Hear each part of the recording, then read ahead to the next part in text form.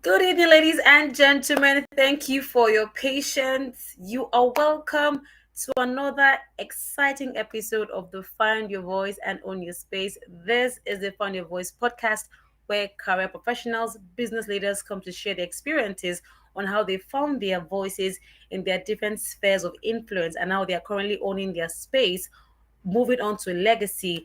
And it's been an amazing time. And this is season 2 of the Find Your Voice podcast. My name is Jadesola Adewodo, and I am the host for this podcast. I am a corporate communications executive, I'm a communications coach, and of course, a professional master of ceremonies. Last week, the conversation was epic. We had the amazing and the amiable McAnubizi, and she shared a lot of experience on how navigating building a community of teenagers, finding resources and opportunities for them to thrive in a kind environment, and also managing being married and juggling her different responsibilities as a woman. And from that conversation last, we learned that is you can thrive as a woman provided that you marry someone that aligns with your values and your purpose. But today is going to be a little bit emotional. So if you have a bit of tissue around the corner, just put it by the side. Don't say I didn't warn you. Because today's episode might be might be kind of a tearjerker, I would say. But like the saying goes, right, that there's a friend that sticks closer than a brother. And another saying says that I would go above and beyond for those that I care about.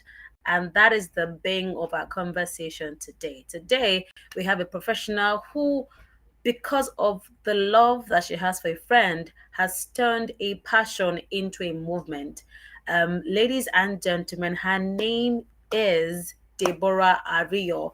And just before I bring her live on stage, because I mean, we've had to deal with a lot of technological glitches back and forth in the background, but yes, she is with us right now. Ladies and gentlemen, Deborah Ariyo.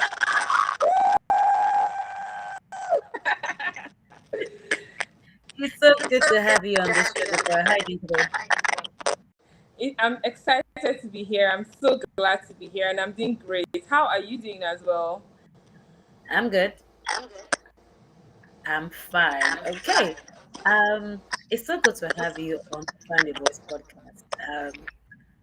And to start this conversation, there's a verse of scripture that says that there's a friend that sticks closer to a brother. Now, I would like to ask Yeah. Project Ezer, at what point did you decide that you were going to take on Project Ezer? Even though we understand that it was birthed with passion to help a friend get the right kind of blood because she was battling cancer, but now she has beat cancer. So, how did we get to Project Ezer? Okay. So if we want to talk about how we got Project Ezer, I will have to take it a couple of years back. Okay. So I kind of like have a background in blood donation because interestingly, my mom has been donating blood since I think 2015 or Wow. 2010 rather. So she's had over Mm, 15 years of experience donating blood. And then from a young age, she kind of like always encouraged us to donate blood. So the moment I donated blood for the first time in 2017 on my birthday, February 18th. My mom still sent me the picture a couple of days ago, right?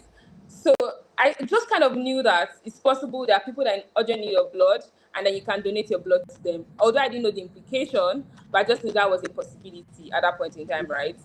So I kind of like tried to maintain the culture as much as I could when I could find an avenue, when it was comfortable, quote and unquote.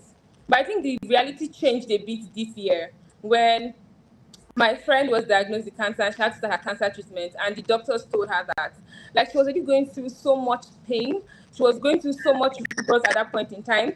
But then the doctor told us that before they could start her treatment, she had to get blood because she didn't have enough blood in her body. And that mm, was when the rigorous search for blood started. I saw how we reached out and then we went from hospital to hospital just trying to get blood, and even a blood type that would match and fit hers, right? But then that took a long time, a very long time. And I just knew that this didn't have to be. In the course of her treatment, my friend received over 20 pints of blood. But there was a day that, and I think that was the day that was the defining moment for me. right? I saw the doctors pierce her over 10 times, 15 times, if I'm not exaggerating, right? Wow. And then you know when they say your vein has collapsed, they pierced her in places that I did not know veins existed. Did you know you have a vein on your scalp? There's a vein around your hip bone, and then Yeah. not one drop of blood came out. Like, you know, when Wow. they pierce them, and at least one drop comes out from the scarring. Not one drop. The needle was empty. It was just air that was coming out. And then the doctors had to tell her that she had to get blood again. And I just think that this was sad. But then in the ward where she was getting her treatment, I saw other people depend on blood to live. And then I saw people die as well. And then the reality dawned that there are actually a lot of people on the other end, right? There are lives that are looking for blood to survive. There are people Hmm. that are critically ill and their body cannot produce the amount of blood needed for health. And they are literally dependent on us for their existence. And I'm like, the average healthy person can help stop this. People do not need to die needlessly because of this. True. And then that's how Project Ezer started. Wow. Wow. I mean, this is very beautiful to hear. I mean, understand that your mom has role modeled, being Yes. selfless to the community and giving back to the community in some type of way. Thank you so much for that. Now, the word, the I know that Eza is the name, it's an Igbo name, and it Yes. means lifesaver and essential help. And I believe that you've encountered, I mean, in the bid to push Project Ezer, I Yeah. don't know if you've encountered people telling you that, is this not the government uh, Oh, thing? God. Why are you worrying yourself? There's no need for you to be doing this thing. Have you had to encounter such pushback? And how were you able to stand your ground and continue with this journey of putting Project Ezer out to people? Yes. So interestingly, I've encountered a lot of pushback on this drive to say, come and donate your blood. I think the most popular one, people say, look at me now, look at me. Do I look like I have enough blood? And I'm like, I'm looking at you, and your blood literally looks like the perfect match for somebody in need. Like, someone will see you and be like, yeah, that's my perfect match. That is who I want, right? And also, people are like, why are you concerned? And they literally think that the government can provide. But the truth is that the government is not a human being that has blood. It takes a human being to donate their blood to help other human beings, right? So we already have we have committees and like the blood transfusion, the blood the Lagos State Blood Transfusion Committee. We also have the National Blood Transfusion Committee, and these people, they cannot work on their own. They do need people to come out and donate blood to make this possible, right? So just creating that level of awareness, I know that that's one of the biggest issues so far, right? And then just getting so in the because of creating awareness, I think most times I've had one-on-one conversations with people to convince them, and then some people it goes from, do I look like I have enough blood? And I'm like, at the point in time when you come to donate blood, Mm-hmm. right, a health check is usually done, and this is one of the tricks that people don't know. When you come to donate blood voluntarily, you get a free medical check. What you have normally paid money for, Hmm. all right, you get it for free. So you get like a form of screening. They check your blood pressure, your weight, they check your hemoglobin level, they check like for basic infections to ensure that you are fit to donate blood. So if you are not fit for any reason, then they're like, oh, you can't donate blood, and they won't let you donate blood. And if you even do need a referral from what is discovered, right, like I said, it's a free health check. They would actually refer you to the appropriate centers to get attention, right? So they would never collect blood from somebody that is not fit to give blood. Yeah, so I think, and I've encountered a lot of other um resistance. I've had to do a lot of meet and facts, right? But yeah, it's been an interesting journey. Well done. I mean, Thank you. I cannot begin to imagine how you've had to encourage yourself, encourage your team, because it can be really discouraging when you're trying to And push a good cause, and yeah, people are not listening. It can be very discouraging. It can be so very, very can discouraging. I can I tell you the interesting thing? I've had people say, can I sell my blood? And I'm like, It's yeah, actually because illegal to actually, sell your blood. It's actually yeah, illegal. people do sell their blood, and it's actually very legal to sell your blood. But I'm like, people are more driven to say, I want to sell my blood and I want to give my blood for free, right? Hmm. And then the thing they don't understand is that when you do sell your blood, right, the cost of those people on the other end getting that blood is significantly increased. Because imagine a donor asking for, let's say, about 70,000 naira to donate their blood. Hmm. So how much do you think the patient will have to pay to get that 1 pint of blood on the other end? And these are Hmm. people that they already have accruing medical bills. I spoke to a friend's relative reached out to me a couple of months back and like, oh, I have a relative in urgent need of blood. And I'm like, okay, I would donate, right? Interestingly, when I went to donate, unfortunately, they couldn't take my blood because they couldn't find my vein. None of my veins were coming out that day. So I remember seeing the despair on the relative's face when they couldn't take my blood and they told her, go and search for somebody else. Now, the problem was that they couldn't find people that were willing to give their blood voluntarily. And every other person that was willing to, they were calling exorbitant prices. But she already had accrued medical bills. So they couldn't afford it. I spoke to her a couple of weeks ago and she gave me the sad news that her mom passed. And I Wow. was so heartbroken. And one of the issues was because her mom just wasn't producing enough blood. They couldn't continue her treatment because she didn't have blood and she passed.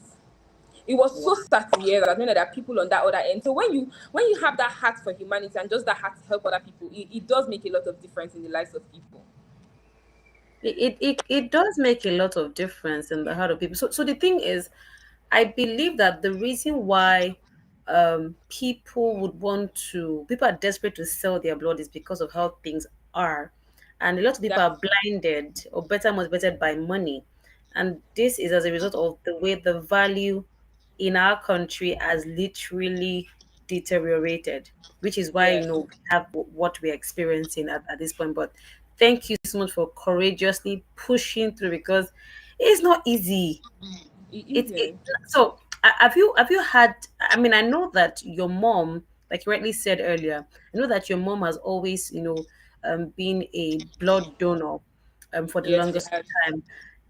Has that in any way affected the dynamics in your family? Because I know that it's a lot um for you and your mom running this, or your mom supporting you.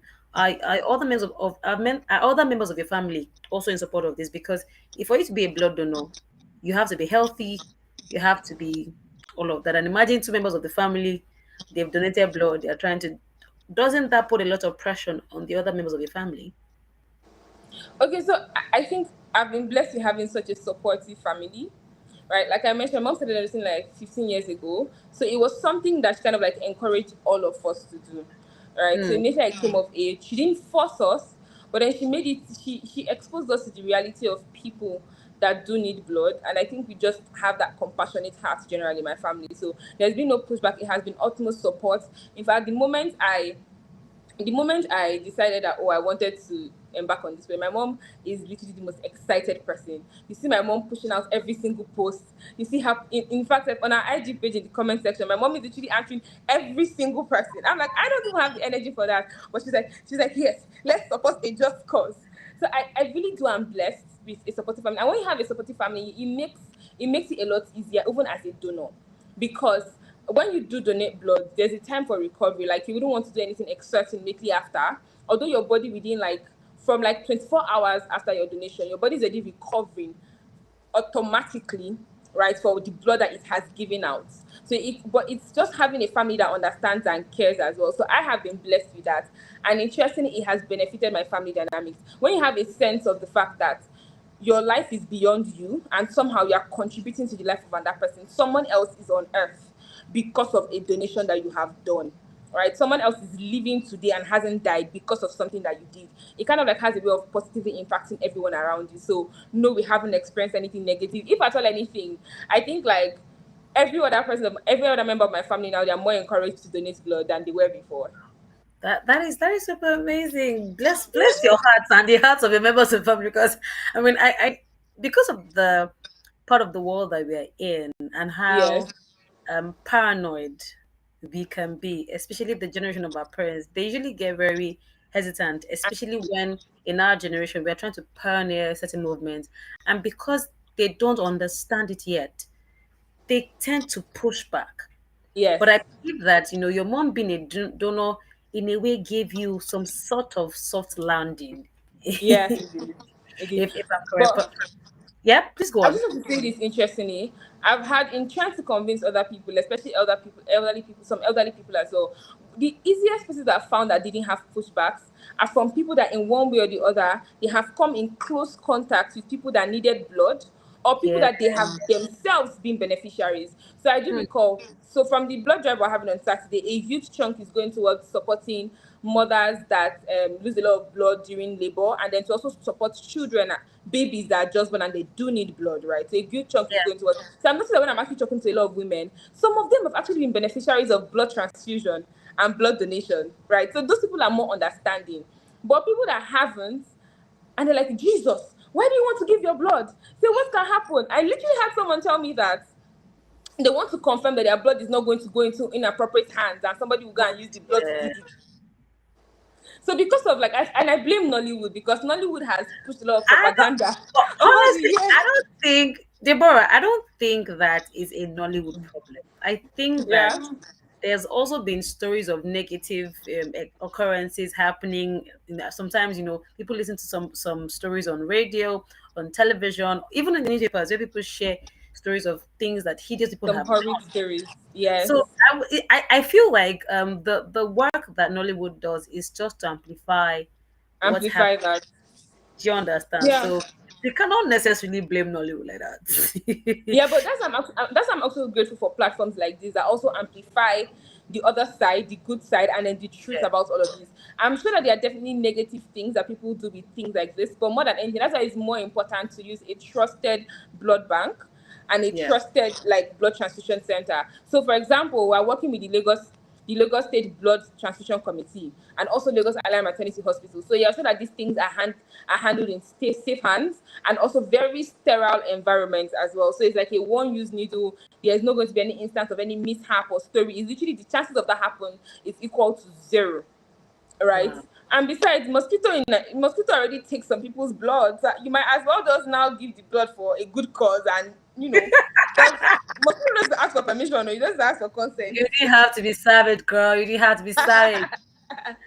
Anyways, thank you so much. Now, you had mentioned that certain people that you have spoken to have either had close proximity with either a donor or Yes. recipient of blood transfusion. Now, can you probably share a few stories with us of these people? Because it's very important. Now, one thing I've come to understand, especially with the terrain that we're in Nigeria, is that most people are usually hesitant to do something until they've heard someone say, "Oh, someone that they trust," to say, Yeah. I've tried it before, it works." I mean, in your case, Mm-hmm. your mom is a donor. We are cool, but other people are because you, like I said earlier, the Yeah. paranoia of dating Nigerians is off the chart. Yeah. I know how we over spiritualize things, especially in this side of the world. Yes. So, Yes. can you share with us stories, especially the ones that you had mentioned about, nursing mothers getting blood transfusion, babies getting blood transfusion? Just share your experiences with us Okay. in that So I'll regard. tell you one that I found out a couple of days ago. So I was talking to one of my mentors, right? She's been someone that's helped me a lot in my professional career, and everybody I looked up to, especially as a woman in leadership, right? And she's leading one of the biggest companies, international companies that we do have in Nigeria. And I just went there to like just inform her and then like extend a special invite. And then she was like, definitely she's in.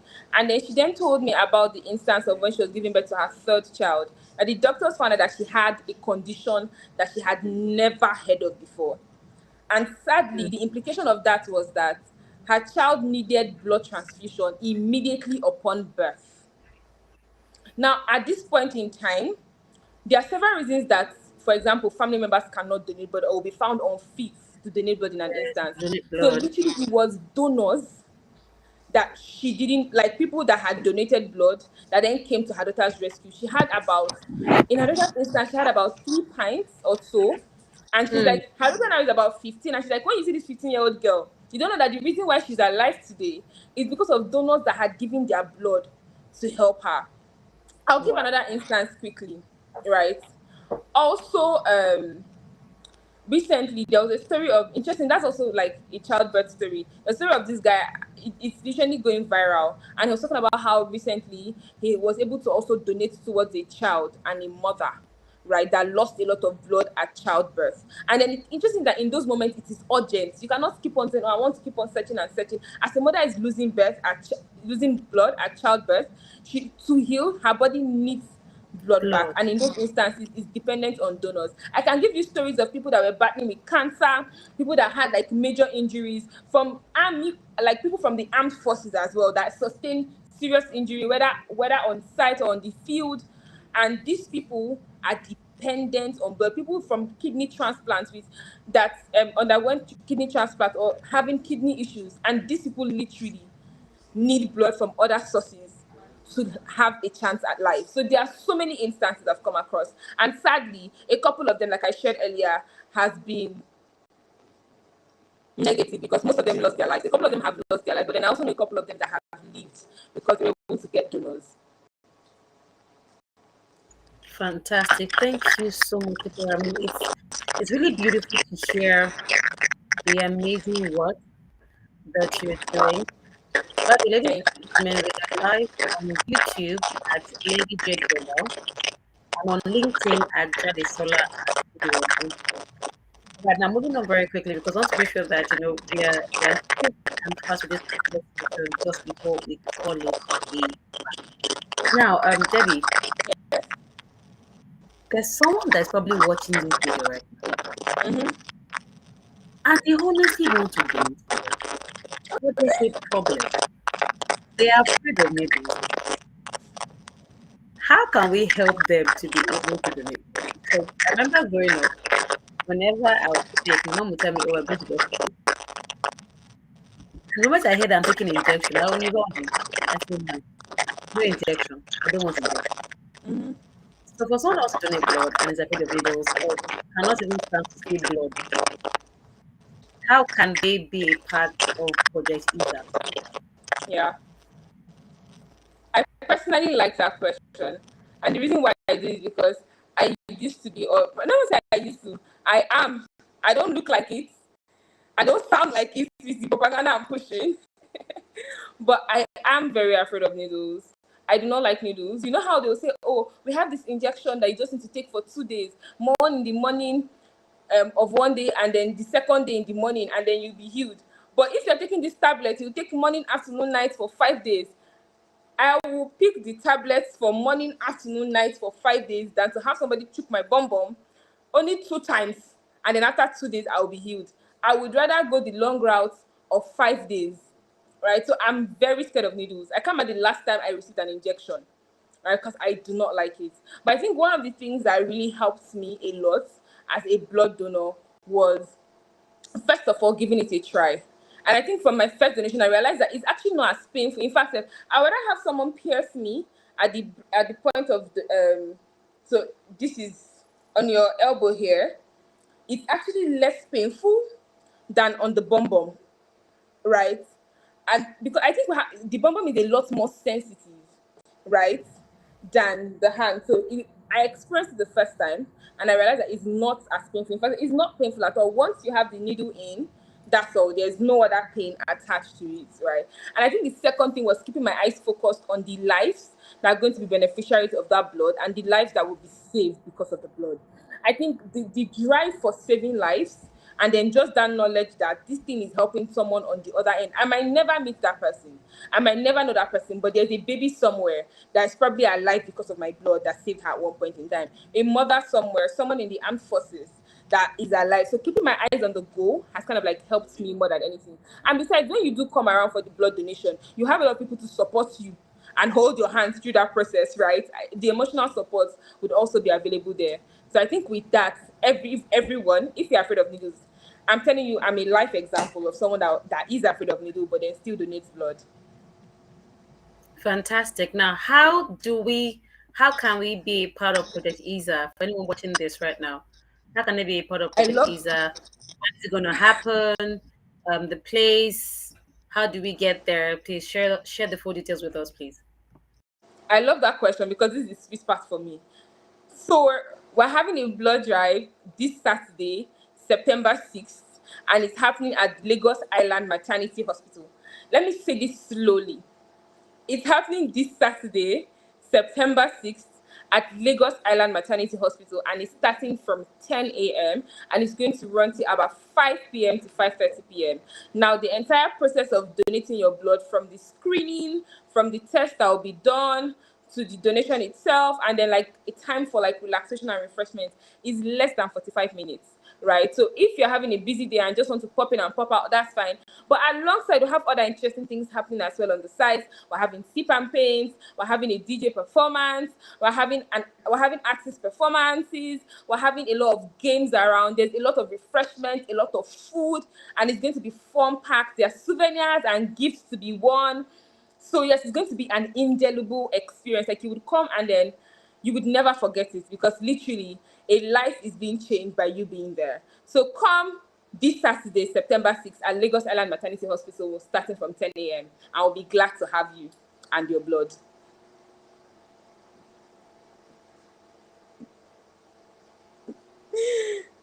Which is you have and your blood for me. Why are you sounding like that? I mean, I'd followed up on your WhatsApp status when your friend was Yes. like, I hope you're not a vampire. And I'm like, nah, sister, stop it. Don't do it. We don't do that here. We don't do that here. We don't do that here. I know, right? So, what is the way forward with Project Ezer? I know that Project Ezer ultimately is to push blood donation, to push a drive for blood donation. Now, what then happens after blood donation? Do you intend to then make this a yearly thing or a monthly thing? What's the way Okay. forward with Project Ezer after Saturday's event? Yes. So the interesting about the goal of Project Ezer is not just this one-off blood drive. The point is we're looking at raising awareness and breaking myths around blood donation. We're looking at establishing sustainable channels to encourage continuous blood donation, because every single time there are more people in need of blood, right? So we're starting from Lagos, also expanding into Port Harcourt and then Bayelsa already. Right, so we're going to make this a national drive, and hopefully it goes international. But then it's going to be something that happens frequently during the course of the year. This is the first edition of it, but then we're also going to be expanding, because there are so many more people that can give blood, and there are so many more people on the other end in need of blood. So by breaking myths around blood donation, we want to increase the awareness for blood donation in the entire nation. The WHO currently says that Nigeria needs about 500,000 units of blood annually. Guess what? We don't even have up to half of that annually in Nigeria, and half of that is being generous. So imagine the amount of lives that are dying on the other end. People do not need to die in Nigeria. We can change the narrative, and that's the point of Project Ezer. Also, hopefully, we understand that we're building a community around this, and if at all we hear instances of people in need of blood, we hope to be able to like have that community of people that can immediately attend to those needs. So right now we're starting with one, but I promise you the goal is 100,000. The goal is 500,000. The goal is having Nigeria be among the highest in terms of blood donation annually on the globe. We're looking to change our story and then help the lives of people. And we're starting with this version. Wow. Well done, well done. Let me take a quick look at our YouTube. We have the mechanic. Thank you so much. He was one of our guests on the Find Your Voice podcast, and he's always been a huge supporter of the Find Your Voice podcast. Thank you so much. He's saying me and my blood. Yes, sir. You and your blood. We want Yes, you and your blood. We also have Nancy Amaku from LinkedIn. Hi, Nancy. Chef Nana. She's an amazing baker. She was also one of our. She's one of our guests from a previous episode of the Funny Voice podcast. Yes, Nancy, we want you Can and I your tell you blood. something interesting? Okay. Can I tell you something interesting about Nancy? You know So Nancy. You see, I I do said know her. Nancy And is a celebrity somebody. she's a celebrity chef. Let's put it on that. And then also she's partnering as well with the drive on Saturday. She's going to be giving us delicious, sumptuous snacks. So when I say there's plenty refreshments and plenty food, part of people that are going to be providing us with food is actually Chef Nancy. So yeah, she's a part of this and she's partnering with us as well. We're excited to have her, and we can't wait for the yummy food on Thank Saturday. you, Chef Nancy. We are grateful for you. May your cake continue to be sweet and delicious. In the name of Amen. thank you so much, Nancy, for partnering with this great cause. And of course, the Lady Jade Global brand is also partnering. Will be live as the official of Project Ezer. No, I mean that's our CSR for the year. So please come on, come all. It's going to be an as long as I'm the person hosting the event. Trust me, You are in for an amazing time. Thank you so much, Deborah. I know we're in safe hands. This is like one of the fastest lives I've done in a while. Yes. And shoulders, but thank you so much. Personally, I want to say thank you for not being quiet. And of course, one of our what's it called now? One of our um, assignments as Yes. members of Celebration Church International is to live a life of legacy where we serve God and we serve people. And for me, it's a honor to partner with you on this project because, I mean, whilst I was doing my research on this project, I realized that Nigeria accounts for a very staggering high maternal death rate because Yes. for But the every second exactly, because for every 100,000 live births, we lose 1,047 1,500. mothers. Roughly about, yes. 1,047 mothers for every 100,000, and that is a lot. That is a lot. That's a lot. So thank you for helping us reduce maternal mortality in Nigeria. And I strongly believe that as you go to other cities and places, I pray that you're able to get the help. And of course, we also hope that when it gets to national level, they're able to come because the truth is, the help that you need is just right beside it. Just like the saying goes, that what you need in your pocket, or rather, what you need in Sokoto is Photo in is your right pocket, in your is pocket. in the chest pocket. So people don't have to go too far to get blood. We can come together as a community to help those in dire need. Because imagine having that blood. Because again, we've seen instances, just like you rightly said, of rare blood types. Yes. And imagine if, and you can only get that kind of a blood type when people are giving blood voluntarily. Yes. So it's very, very important that please, when you watch this video, please make sure you go out there in your numbers. Support us. We're going to be live again on Saturday at the Lagos Maternity Hospital. So it starts by 10 a.m. It starts So by 10 a.m. let's make sure that we come. I mean, I'm gonna be there as your I'm fisherman's gonna be there too. partner. Yeah, yeah, yeah. So thank you so much, Debbie. I really, really appreciate, and I'm glad that I brought you on the Find Your Voice podcast. Thank you for It was my keeping delight us to be here. fascinated. I really, really appreciate it, and I'm so proud of you. Thank you for doing this. It's Thank so you. cool. No, you're a very cool kid. You're a very cool. Thank you. Thank you so much. Enjoy the rest of your day and have fun. Bye for You now. too as well. Yeah. Bye. Wow, ladies and gentlemen, we can see that the change that you require starts with you. And if you do not start the change, no one will start it for you.